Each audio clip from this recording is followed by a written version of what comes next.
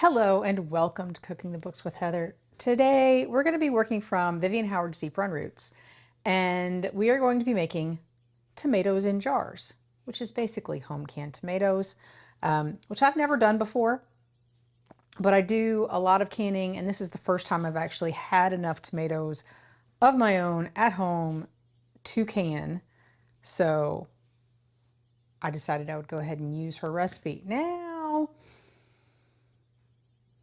before we get to the actual canning part, I don't trust her instructions for the processing time for water bath canning these tomatoes. And I do highly recommend that you check out a well-known and respected source for those things, just to make sure that your end product is entirely safe for your family to consume.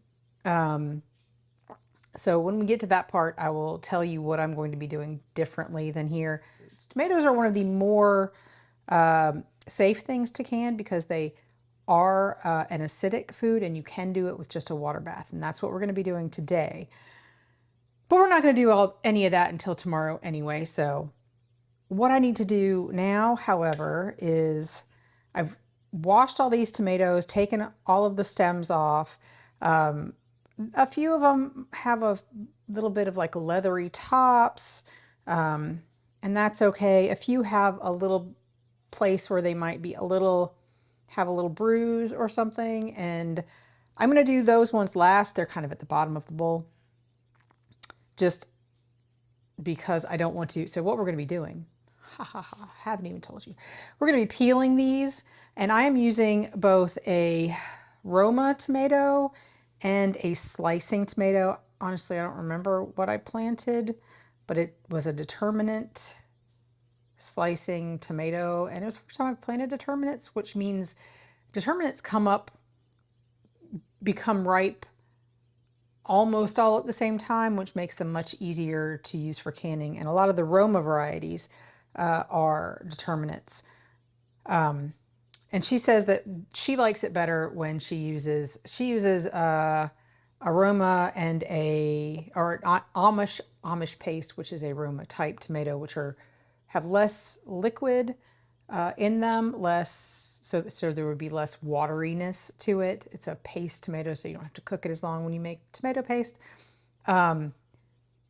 And Cherokee purple, which I only planted one Cherokee purple, and I have exactly one Cherokee purple tomato on the vine, and it is just starting to ripen. So we will be having that probably on a sandwich later. So I'm going to be using half by weight the slicers and half of the Romas. And we're going to slice a little cut in the bottom and put them in a pan of boiling water for about 45 seconds until you can see the skin starting to pull away. Then we're going to put them in an ice bath, and then we're going to peel them and cut them into like quarters about. I might cut larger ones slightly smaller than quarters. We'll see. Some of them are pretty small, and yeah, we'll see. We'll see what happens. But we're going to be peeling them and cutting them up today so that we can actually can them tomorrow. So what I will be doing is peeling them, cutting them up, and putting them in my refrigerator. So this part is the part that I'm not really looking forward to because it's kind of annoying, and this is a lot of tomatoes to do. And I'm not going to show you this part because we've done this before with peaches, and it's exactly the same thing. But you will probably see more when we get to the cutting up part, the peeling and cutting up. Yeah, I got to go get an ice bath set up and a pan of hot water. So we'll be back here when we have all of that part done because it kind of sucks. My tomatoes have all been, what do you call it? they've been boiled briefly to get the skins off. And I've noticed that the Romas, unless you wait until you get a split sort of along the side, they won't peel very well. They took a little bit longer. I think some of mine took even longer than they really should have. I think because they were picked when they were very unripe, unintentionally. A couple of them sort of fell off when they were unripe, and I just brought them in and let them ripen. And I think those ones are harder to peel. So once you do that, though, they're pretty easy to peel. And then you have that. These ones peeled or split very, very quickly and peel very, very easily. So there's that. So what I'm going to do is quarter them, and if there's a little bit of a core, some of these are kind, like I said, might have been not quite 100% ripe, but definitely going to cut out the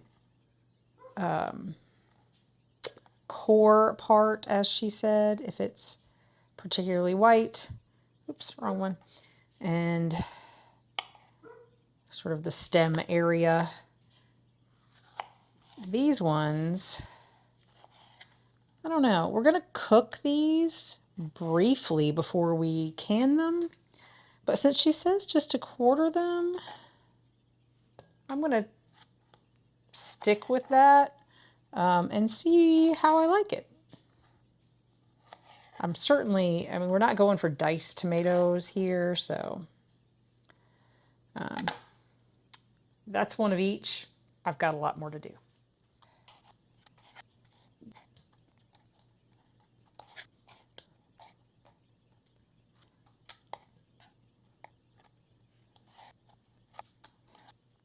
I know if you have a food mill, you can run these skins through and get a little more sort of juice paste out of them to add to your tomatoes, but I don't currently have one of those, so we'll have to see if this becomes a thing I want to do every year, and if so, I might do that. I'm wearing a glove today because yesterday, right after we turned off the cameras, I managed to slice my thumb open with the knife I was using to cut the tomatoes. So my lovely assistant finished that part for me. And today we're going to actually put these in jars and can them. So these have been just sort of sitting in the refrigerator overnight, so they're going to take a while to come up to a boil, but I'm hoping all of this fits in here. I think it should, because this is supposed to make 4.5 quarts. We're going to see. We're going to see if this works.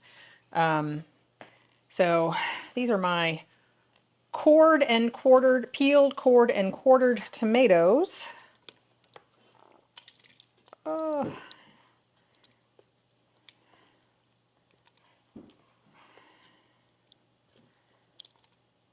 We're going to put in here.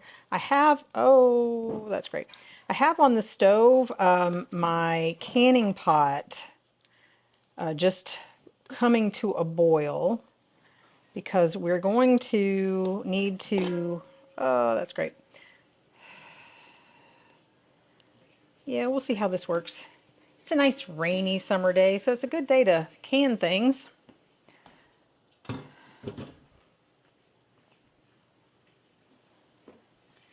This will sort of boil down some, so hopefully this will all be okay.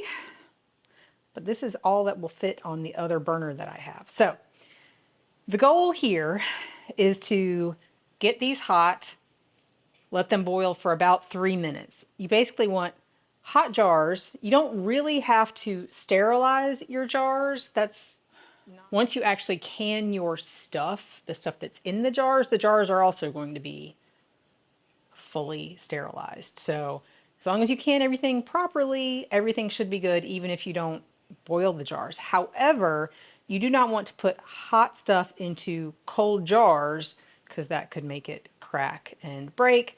And you do not want to put cold jars and cold stuff into hot water because, again, thermal shock could make it break. So the goal here is to boil this for about 3 minutes and then put it into hot jars. So we have to get our jars hot in our now boiling water. Whew. Okay, I have my jars in the hot water, so they will be ready as soon as this is. So I'm going to start getting this up to a boil. I've just got that hanging out at sort of a low boil on my stove. I'm going to get this up to a boil so we'll be ready to combine the two. While that's coming up to a boil, I'm going to talk a little bit about the other things we're going to be adding to our jars. So we're going to be adding lemon juice. I'm using bottled lemon juice, which she doesn't say fresh lemon juice or not, but generally with canning, you want to use bottled lemon juice because it has a specific acidity level that will make sure that your canned items are safe. So I'm using bottled lemon juice. I have more if I need it, but this should be enough. I'm going to use some canning salt. She doesn't say to use canning salt, and she says the measurements are in like teaspoons, tablespoons. But canning salt is basically a salt that has no additives, like there's no iodine or anything. It's just plain salt. So you want to be careful with that because sometimes the flavors in other salts can impart off flavors to your stuff. So generally I use canning salt for this stuff. You can also use kosher salt, which is generally also just salt, and some granulated sugar. So we're going to be putting that into our jars before we add our tomatoes. And I'm going to be following, as I said, this Ball book for processing times and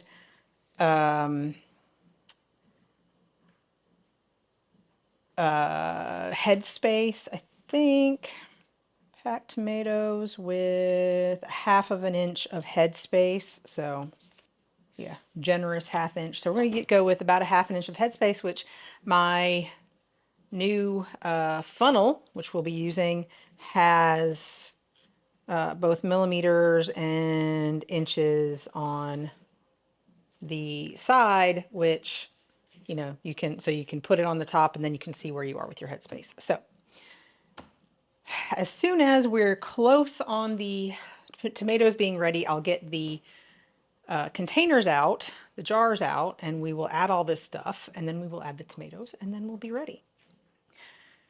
We're getting close on the boiling, and that's only supposed to boil for 3 minutes. So I'm going to go ahead and get my jars out and put all this stuff in, because I think we're at the point where if I stir it, it comes back to a boil. Not quite immediately, but almost. So we're almost there. So I think we can go ahead and get the jars out, and they will still be hot when we're done, because we have all this stuff to do, right? Right. Okay. First thing, we're going to add our salt. She says a teaspoon per pint jar.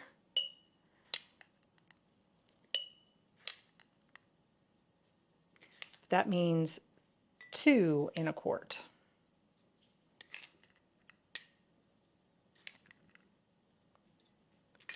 And then the same for sugar.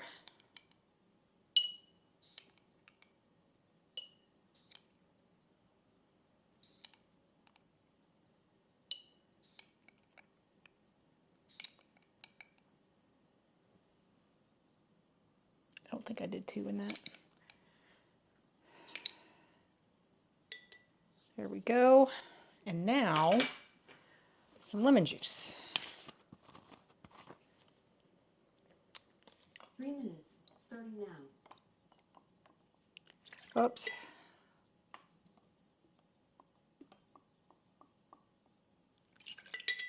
So In this, we're putting a tablespoon per pint, which means 2 per quart.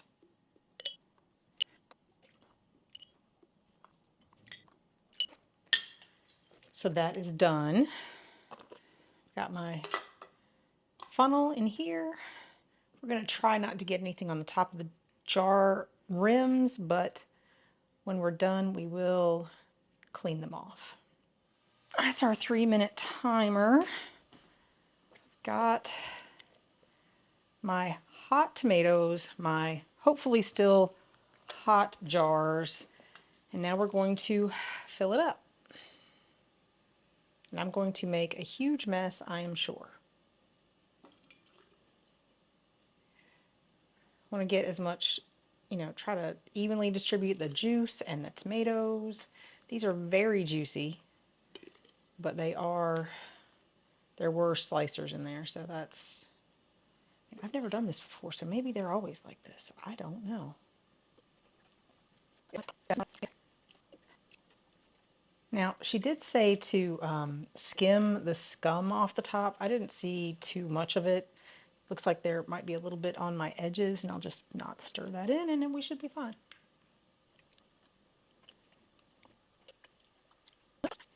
Looks like I'm going to make, more than the recipe said. So I don't have quite enough jars, but I can either put it in the fridge or, well, I don't know, we'll see.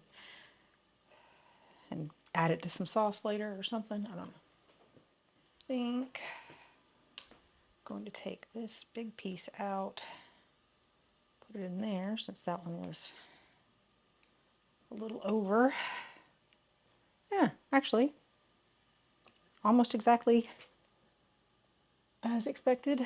Now, there's a little bit of juice left in there, but that's all right. So I'm going to use my chopstick to just make sure that I don't have any air bubbles in there. When you have like sort of big pieces of stuff and juice, you kind of want to make sure the juice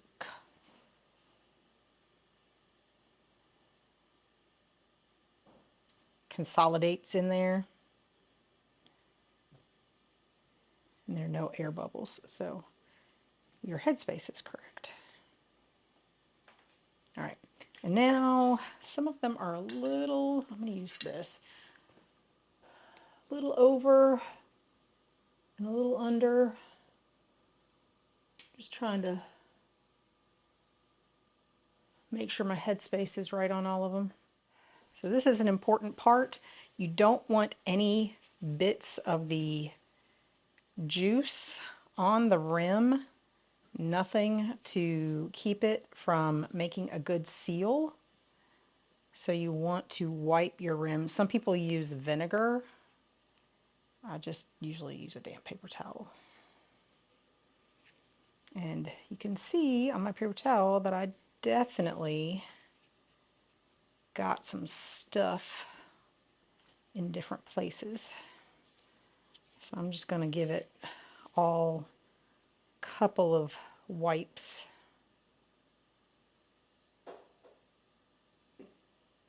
Just until I know that I've gotten pretty much all of it.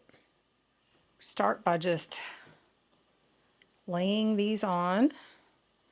These are single use. Everything else you can reuse either until it breaks or the lids sometimes rust, but these are single use. If you're using them for sealing, you don't want to use them again just because you're not sure you're going to get a good seal.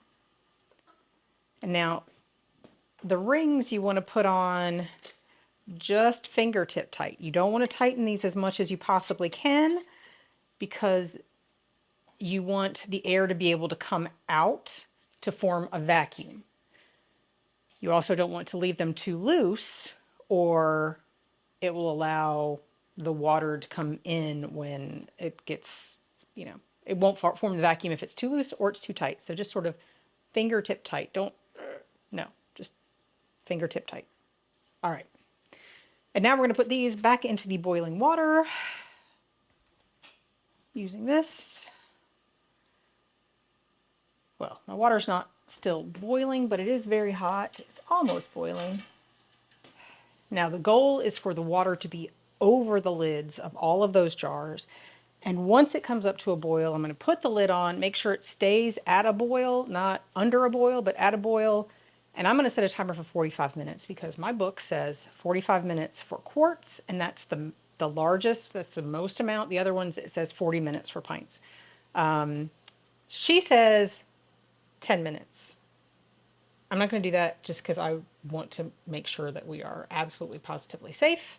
And I trust my book more than this. Will it be okay? Probably, but it will definitely be okay at 45 minutes. So we'll show you what they look like after 45 minutes. This boiled for 45 minutes, and then I turned this heat off, took the lid off, and let it sit for 5 minutes. Now we're going to take them out. The only important thing here is not to tip it over. There will be a little bit of water on top, and that is fine. If you tip it over, you run the risk of something getting between the seal and between the lid and the rim of the jar, and you don't want that to happen and compromise your seal. So we're going to get all of these out. I don't love this. And then we're just going to let them cool at room temperature for about a day, at which point you need to verify that they have sealed. If they haven't, you can reprocess them, or you can just put them in the refrigerator and use them sooner. So.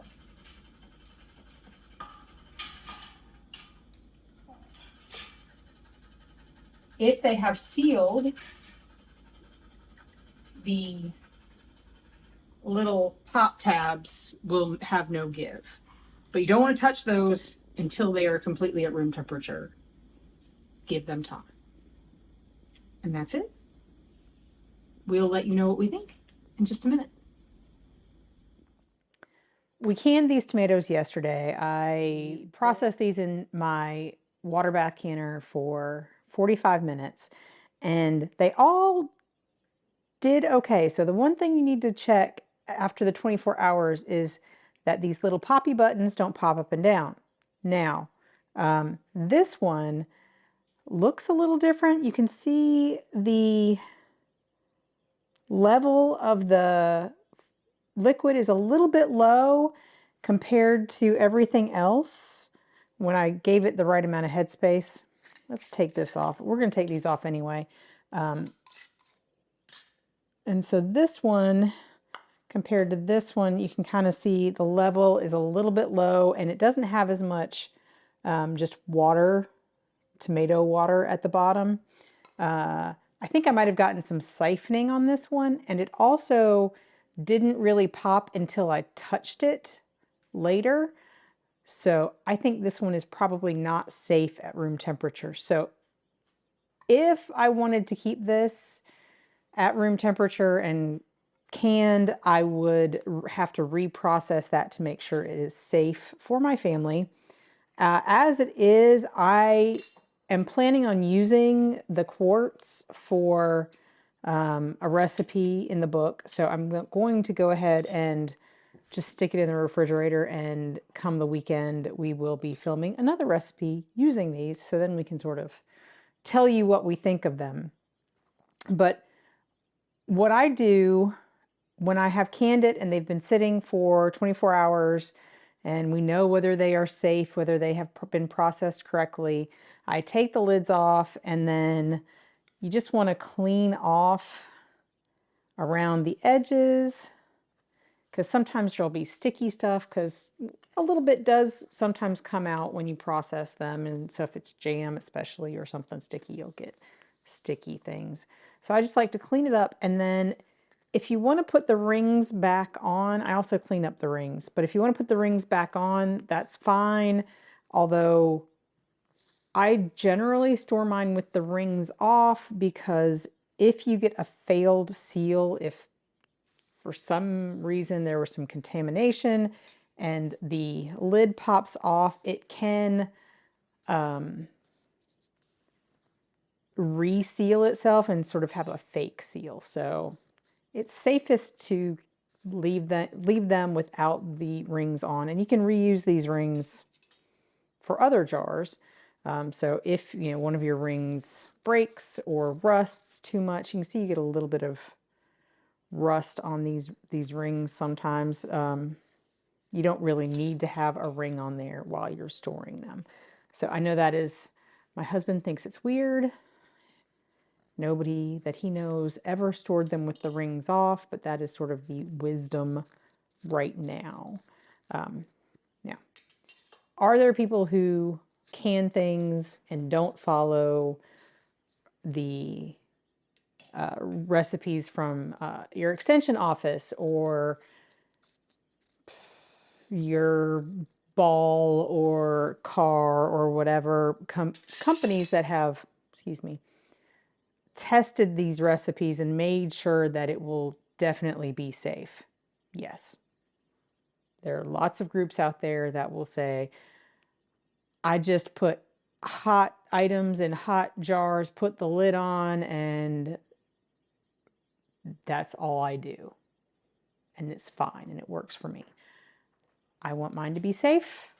I will not do that, but your family, your life, you do what you want. I prefer to follow a safe method to make sure that we're not going to get botulism and other things aren't going to grow in my jars that I have. Well, I spent a lot of time and money growing the tomatoes and effort, and it's very hot out there, and then I canned them, and I want to be able to use this and not make anybody sick. So we will be trying this one in a little bit, and I will link that video when it's all uploaded and ready for you guys to watch. But as for now, this one's going in the fridge. The rest are going to go in my pantry, and we will let you know what we think of these in just a minute. Since I'm going to plan to use it soon, I'll go ahead and use it and let you know what we think.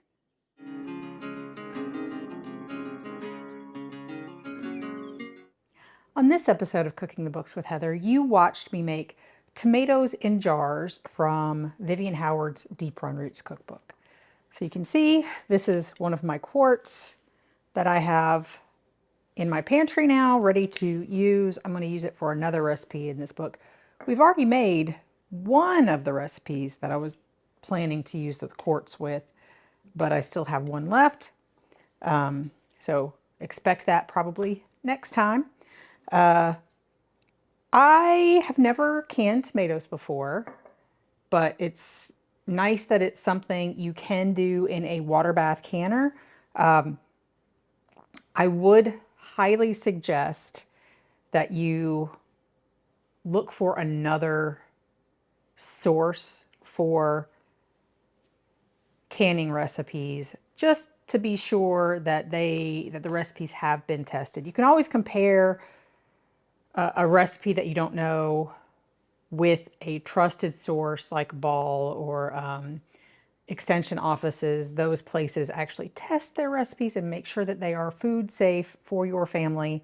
And like I've said before in this video, even though I'm sure everybody, like her parents or grandparents, probably use this method and have never had any problems with it, you just have to be safe.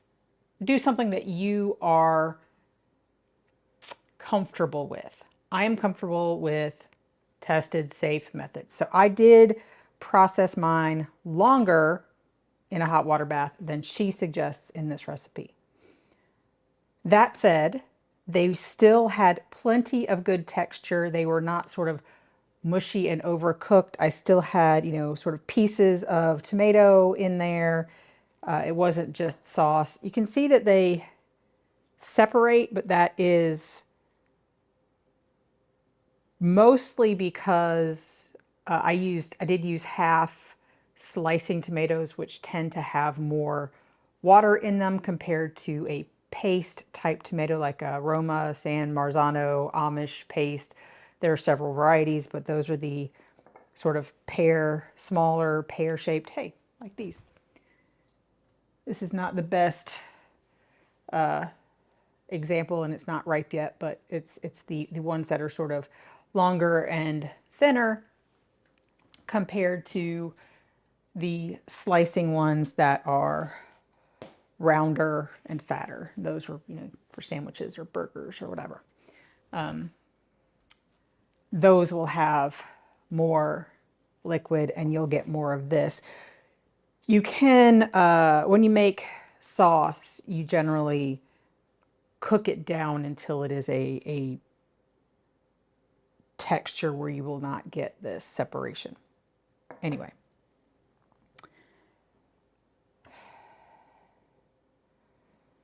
She said these are moderately seasoned, barely cooked tomatoes in a glass jar. Mine are a little more cooked probably than hers. Like I said, because I did do mine longer. But I did enjoy doing this for the first time. And I will enjoy using them, and we'll see how they turn out. Like I said, the recipe that I've already used them in, it definitely turned out well. The tomatoes had a good texture. They tasted great. It was fine. So if you've enjoyed watching me make this and giving you lots of advice about please use trusted sources, give me a thumbs up, hit the subscribe button, and come back and watch me make something else next week, probably using this.